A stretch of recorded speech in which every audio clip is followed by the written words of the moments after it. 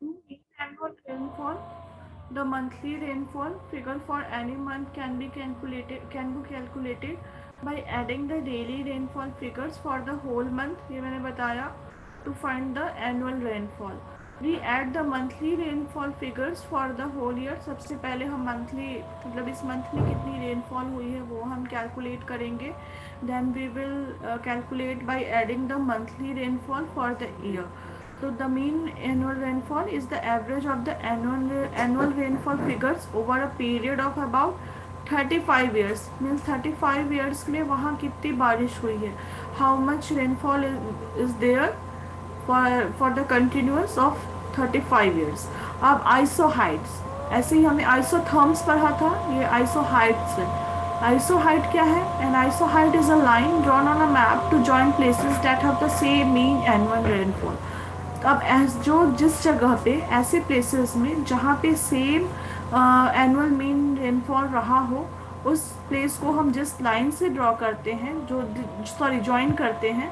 Means देखो, अगर यहाँ पे राजस्थान है, ठीक है, here is some place of Rajasthan, ये जयपुर मान लेते हैं, यहाँ जयपुर में और यहाँ अमृतसर में इन दोनों जगह पे सेम बारिश हुई है. तो इन दोनों को जिस लाइन से हम ज्वाइन करेंगे, क्योंकि इन दोनों जगहों पे सेम हमारा एनुअल रेनफॉल रहा है, तो इनको हम एक साथ ज्वाइन करके ये दिखाएंगे कि इन दोनों जगहों पे जो एनुअल रेनफॉल रहा है हमारा फॉर दैट टाइम भी इट वाज सेम. तो इस लाइन को, the line which we have drawn at these two places to join is known as isoheight. इस लाइन को हम isoheight कहेंगे.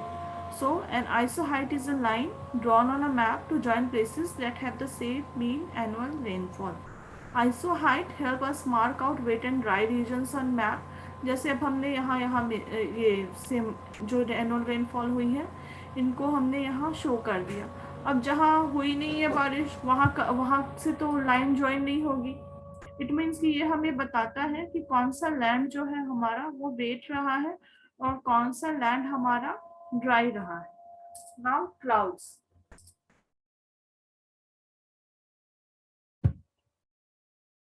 क्लाउड्स तो आई थिंक पहले भी पढ़ा चुकी हूँ. Let's repeat it. Yes ma'am, आप पढ़ाई थी. अब क्लाउड्स पढ़ाते हैं. और तो क्लाउड्स उस समय तो मेन 4 टाइप्स ऑफ क्लाउड्स बताया था मैंने, बट इसमें मैंने देखा है कि और भी जो जैसे जो 4 मेन टाइप्स थे उनके अंडर भी सब टाइप्स हैं, उनको भी पढ़ना है तुम लोगों को, तो वो भी पढ़ाती हूँ. तो to estimate the amount of clouds we observe how many eighths और octaves of the sky are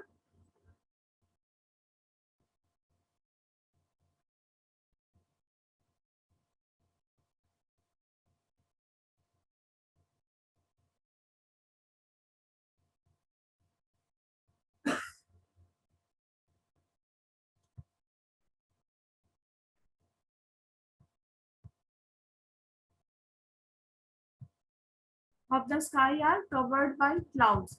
तो अब ऑक्टा क्या होता है? ऑक्टा जो है, इसके थ्रू हम ये ऑब्जर्व करते हैं, ये हम एस्टिमेट करते हैं कि आसमान का कितना जो पोर्शन है, आसमान में कितना पोर्शन जो है हमारा वो कवर्ड है क्लाउड से या कवर्ड नहीं है.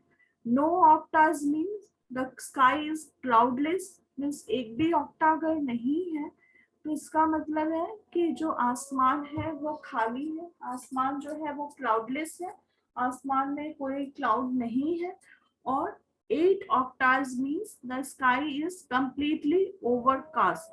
मीन्स के 8 ऑक्टा का मतलब हो गया कि आसमान जो है पूरे बादलों से घिरा हुआ है. The sky is completely covered by the cloud. अब ऑक्टा क्या होता है ये देखो. ऑक्टा में हम क्या करते हैं, हम मिरर लेते हैं. We are taking the 8 pieces of mirror.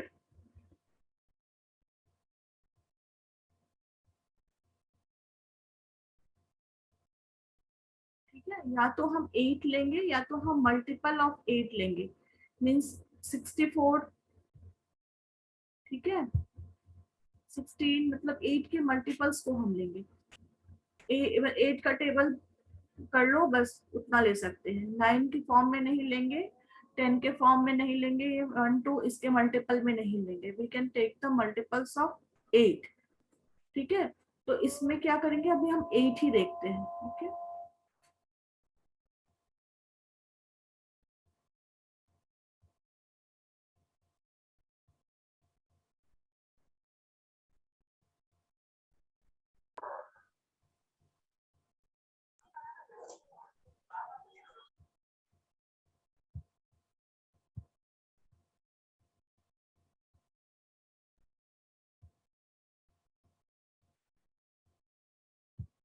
ये हमने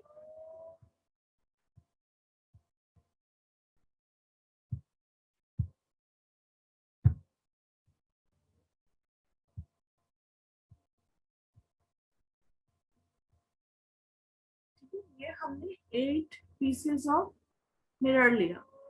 ठीक है, इसको हमने रख दिया अंडर द ओपन स्काई, आसमान के खुले हिस्से में हमने इसे रख दिया। इसे हमने या तो रूफ पे रख दिया जहां से और कुछ ना दिखे, सिर्फ आसमान दिखे, लाइक कि नो ट्रीज नो बिल्डिंग्स, ऐसी जगह हमने रख दिया इसे जहां से स्काई रिफ्लेक्ट हो सके। अब क्या करना है, the mirror is placed on the ground in an open space where it can reflect the sky from the number of squares covered by clouds.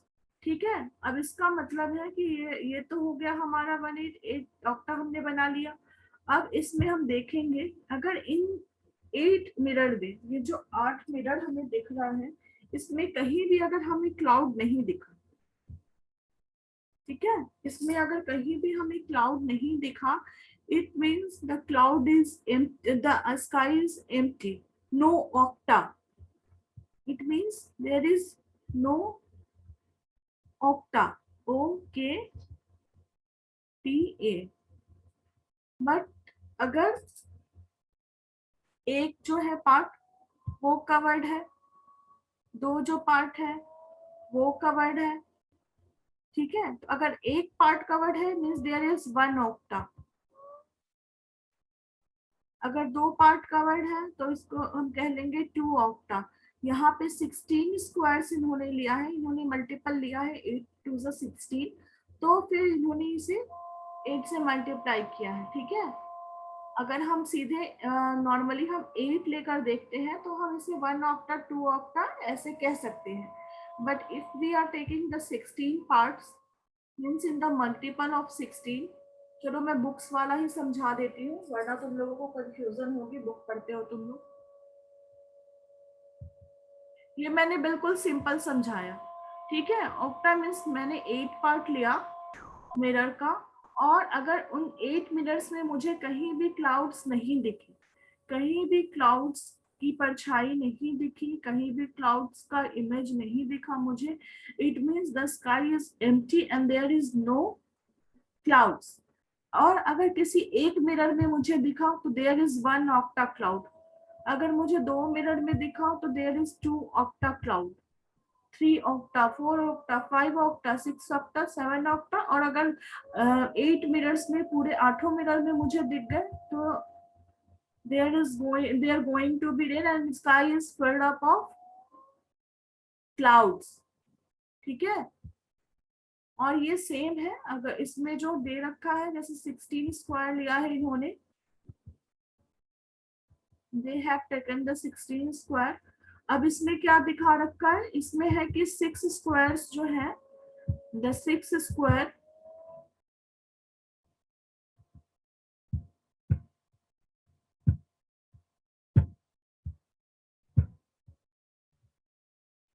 the 6 square is filled up with the image of cloud, means ये इसमें cloud है, इसमें cloud है, यहाँ cloud है, यहाँ cloud है, यहाँ क्लाउड है, और यहाँ भी क्लाउड है।